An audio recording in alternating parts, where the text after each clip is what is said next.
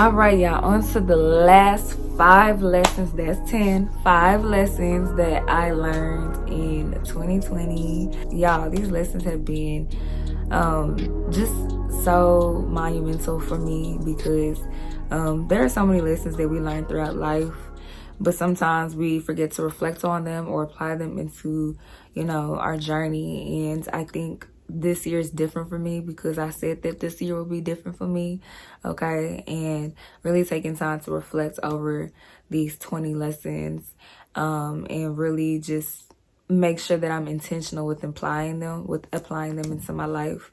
So without further ado, let's get into the last 5, honey, okay? Number 16, honey. Spend less time on social media, honey. Look, I promise you is not missing out. You are not missing out spending less time on social media because social media is what? A distraction. And that's exactly what it was for me. When I tell you there are so many things that I have to do, that I want to do, that I want to see and experience. And in order for me to experience and see those things and do those things, I have to get off of social media because it's such a distraction. It throws me off my focus. I'm not using that time that I'm spending scrolling on the things that I could be doing. I could use that time to be, writing my goals or actually working on the goals or executing those things that I want to do. I promise you, you are not missing out, okay? It's always going to be another trend. It's always going to be something else that's popping off. There's always going to be something that's worth talking about. I promise you, it's going to come and it's going to go. You're not missing out, baby. Just focus on you. Focus on your craft. Focus on what it is that God has placed on the inside of you that you're supposed to put out into this world. Because, baby, I'm leaving this world empty, okay? I'm going to leave this world knowing that I did everything that I know He put on my heart to do, period. Pooh, okay? There is nothing wrong with taking a break from social media.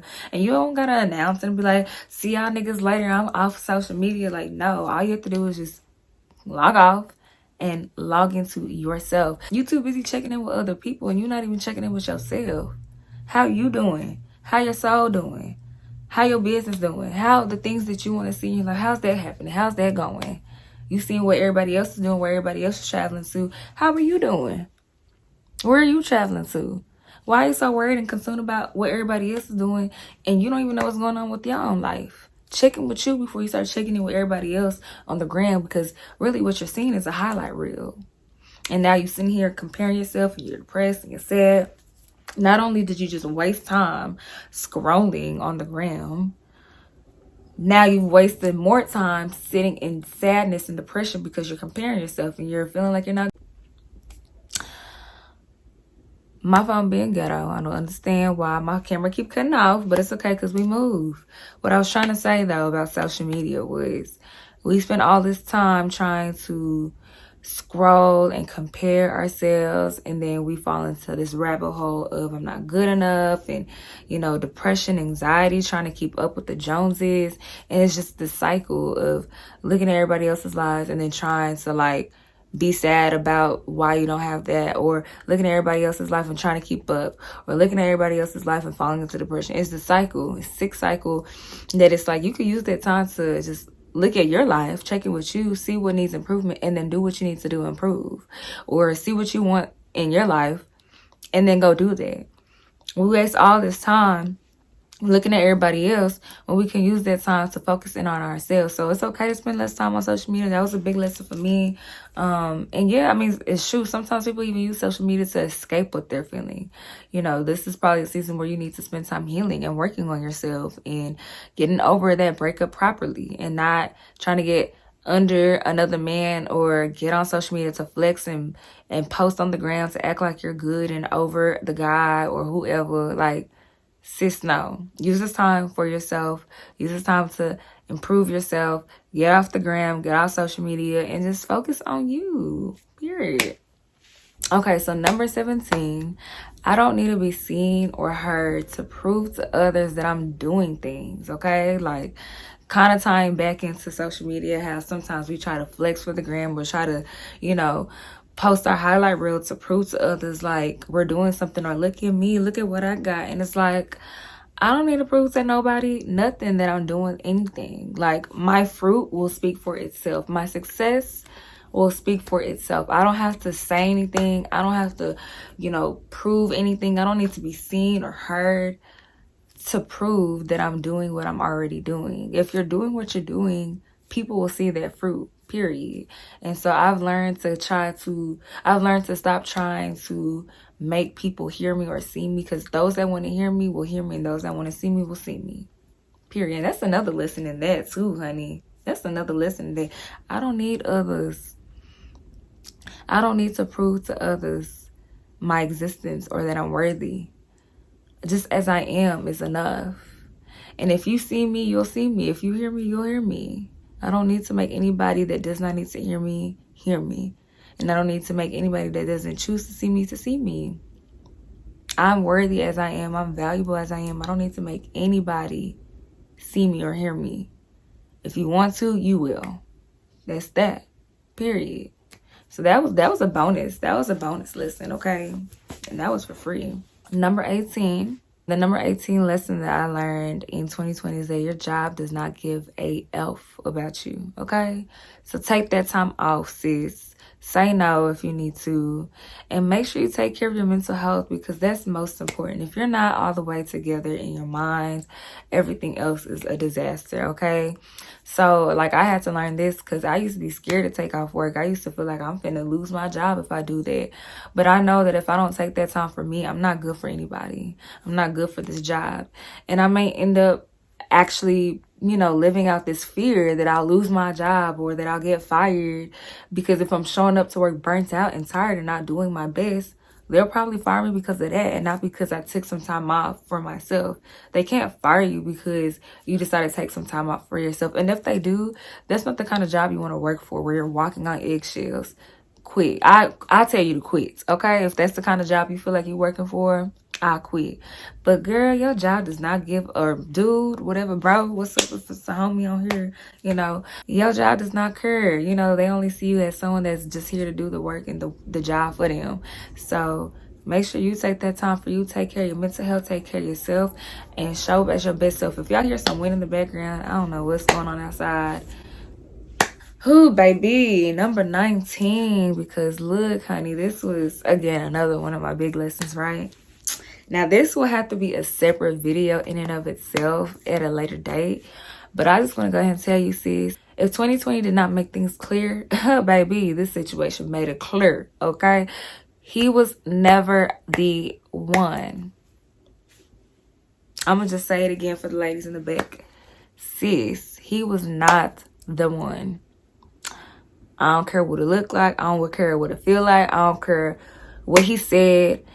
If his fruit is not lining up to what he said, he ain't it. If you have to question if he's the one, he ain't it. If he ain't pursuing you, he ain't it, boo. A man that truly cares about you and wants you, you will know. You don't have to question it. You don't have to second guess it. You don't have to go seek every person on YouTube or your homegirls to clarify whether what he said meant this or what he did meant that. No, there will be no confusion. You will know in your spirit, in your being, that he is the one for you. Okay?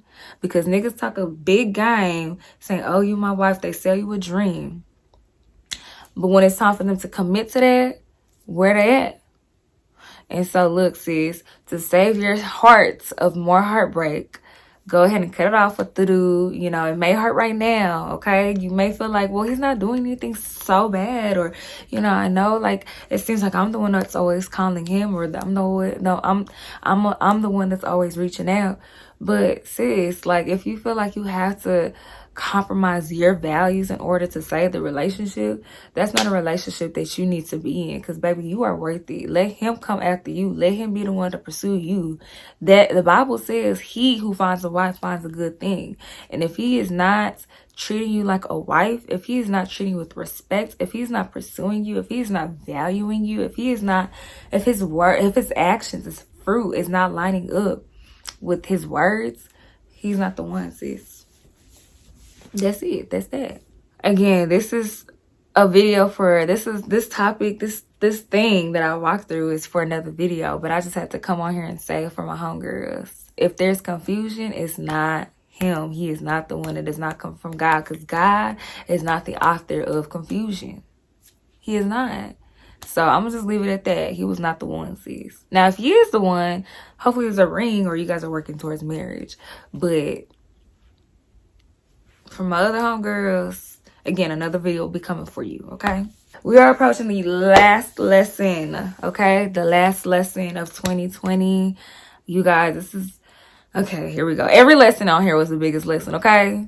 I'm gonna just say that, okay? Because it seems like every lesson was the biggest lesson. But this one is pretty big for me because I think we have to remember that we should,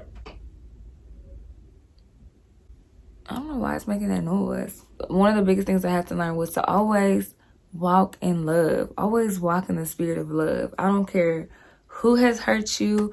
I don't care if you are battling or dealing with a lot of things or whatever it is. Always walk in the spirit of love, because you don't know what other people are going through. You don't know what other people are battling. You don't know what other people are dealing with. You don't know what demons people are fighting. You know what I'm saying?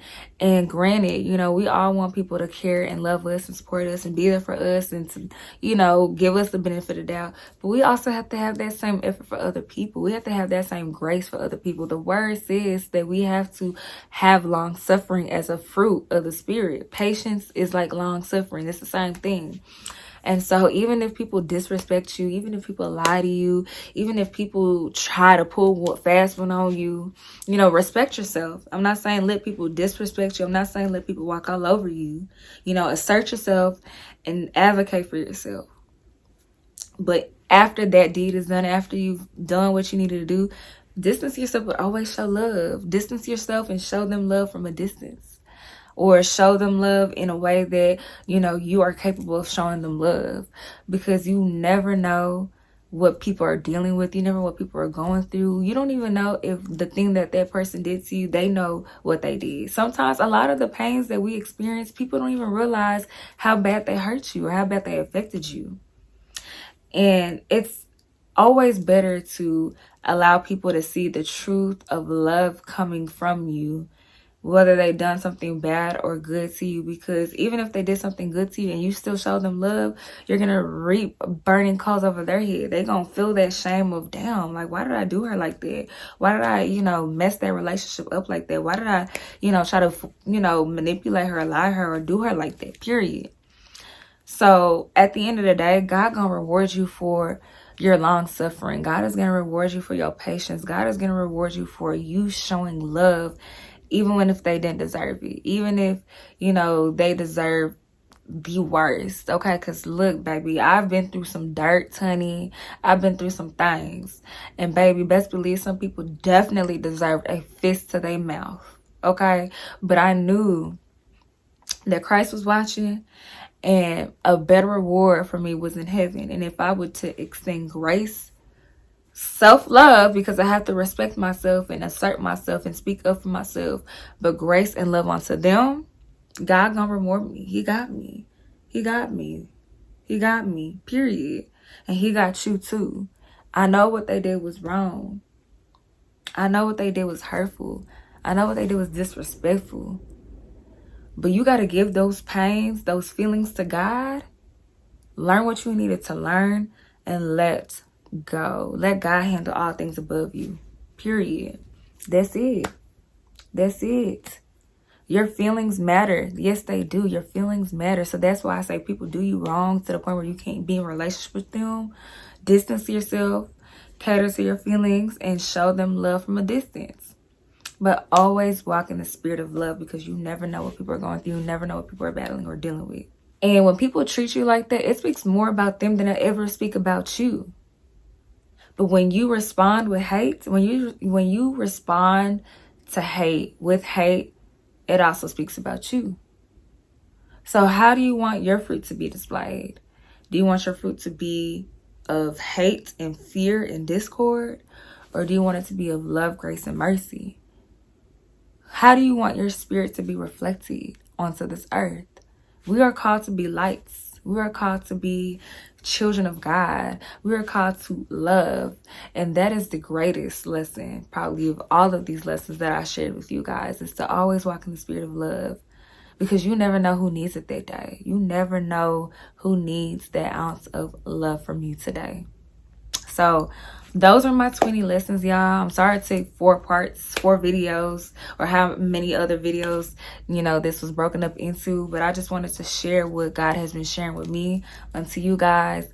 So I love you guys. Let me know what you guys felt about these videos in the comments. And go back to the other videos and do the same thing, because I ain't say all of this stuff in my other videos. But yes, you know, go ahead and subscribe. If you're not already subscribed, enjoy the Chinmaka family. And thumbs up this video if you liked it. I think I already said that. I don't know, but I'm just trying to say everything I can before this camera tries to shut up on me. And turn on the notification bell if you are subscribed, so you can be notified anytime I upload a new video. I'm talking way too fast because I'm trying to get this all out. But anywho, y'all, I love you guys so much. I hope these lessons were lessons that were applicable to you on your journey.